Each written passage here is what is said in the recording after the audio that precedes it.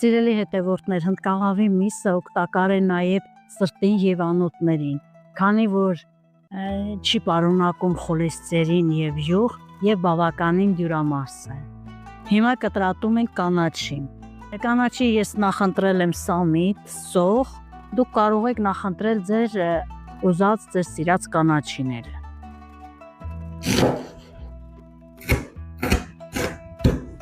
Սպասենք հաճարը մի քիչ փափկի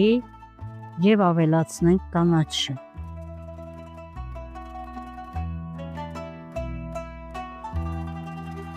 Սիրելիներս, արդեն պատրաստ է համարյա մեր միջուկը, ավելացնում ենք կանաչին և խառնում ենք։ Այդ ջուրը արդեն լրիվ ցամաքել է, մեր հաճարը փափկել է,